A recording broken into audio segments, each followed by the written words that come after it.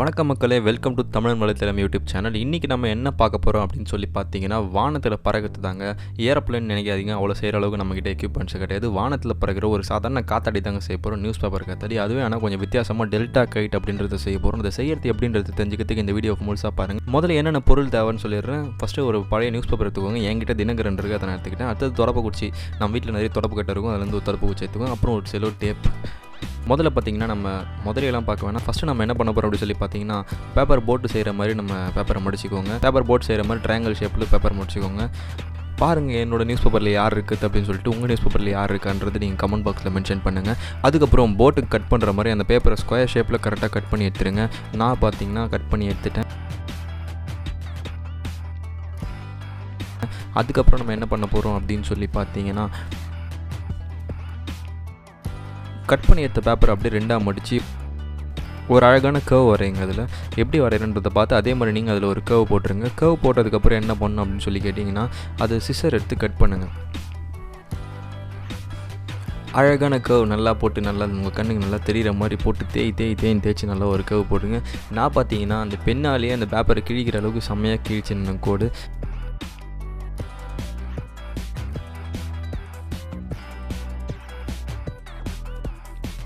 அந்த பேப்பரை கட் பண்ணி எடுத்துருங்க.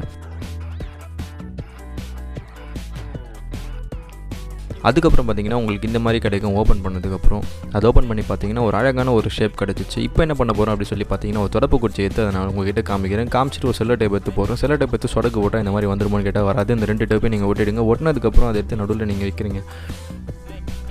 அந்த 2 குச்சியும் ஒட்டினதுக்கப்புறம் அந்த குச்சி எடுத்து நீங்கள் இந்த மாதிரி ஒரு கம் எடுத்து வச்சுருக்கீங்க அப்படின்னு சொல்லிங்கன்னா, சத்தியமாக அந்த கம்மை தூக்கி போட்டுருங்க. என்கிட்ட இருக்கிறது ஒட்டவே இல்லை, அதனால தான் தூக்கி போட சொன்னேன். மறுபடியும் அந்த செல்லோ டைப் வச்சு நான் இதை ஒட்ட ஆரம்பிச்சிட்டேன். அதை ஒட்டினதுக்கப்புறம் பார்த்தீங்கன்னா இந்த மாதிரி ஒரு ஷேப் வந்தது.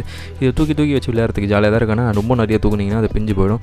ஸோ இப்போ என்ன பண்ண போகிறோம் அப்படின்னு சொல்லி பார்த்தீங்கன்னா, அடுத்தது மறுபடியும் இன்னும் 2 குச்சி எடுக்கிறேன். 2 குச்சி எடுத்து என்ன பண்ணுறேன் அப்படின்னு பார்த்தீங்கன்னா, ஒரு ஃபார்மெட்டில் நான் அரேஞ்ச் பண்ணுறேன். பார்த்துக்கோங்க, அந்த ஃபார்ம்லேயே நீங்களும் வச்சு பாருங்கள். பார்த்தீங்கன்னா இந்த மாதிரி ஒரு ஃபார்ம் கிடைக்கும். இதே மாதிரி நீங்கள் அதை ஒட்டிடுங்க. நான் சொடகு போட்டோடனே ஒட்டிச்சு, ஆனாலும் ஏதோ ஒன்று மிஸ் பண்ணியிருக்கேன். என்னன்றதை பாருங்கள் நீங்களே. 3 குச்சி நல்லாயிருக்கு. தூக்கி விளையாடுறதுக்கும் ஜாலியாக தான் இருக்குது. நடுவில் இருக்க ஒன்று மிஸ் பண்ணியிருக்கேன். ஸோ அந்த நடுவில் இருக்கிறதே நம்ம எடுத்து போட்டு சொடகு போட்டோன்னா மறுபடியும் வந்துடுச்சு.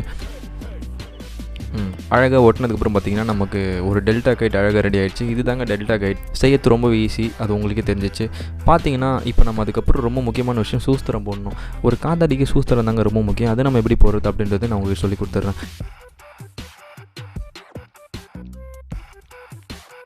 ஃபஸ்ட்டு பார்த்தீங்கன்னா மேலே, அதாவது இந்த இடத்துல 2 ஹோல்ஸ் போடணும். அந்த குச்சியோட 2 இடத்துலையும் ஹோல்ஸ் போடுறீங்க. கரெக்டாக 1 ஜான் அளவில், என் கைக்கு தான் 1 ஜான் அளவில் இங்கே ஒரு ஓட்டை, அப்புறம் அந்த இடத்துல இந்த இடத்துல 2 ஹோல்ஸ்.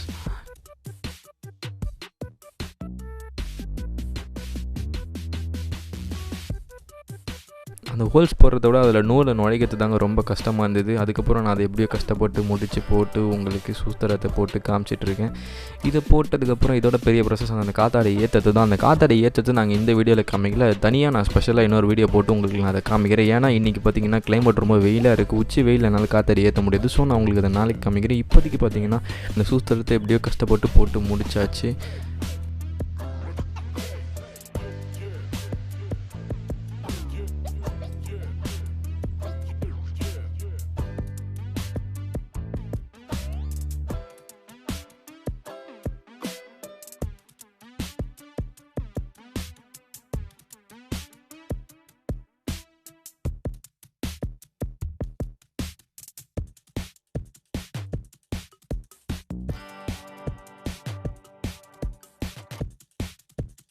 நம்ம காத்தாடி நல்லா வந்ததுக்கு ஒரு வகையில் இவருக்கும் நம்ம நன்றி சொல்லிக்கணும். நன்றி ஜி.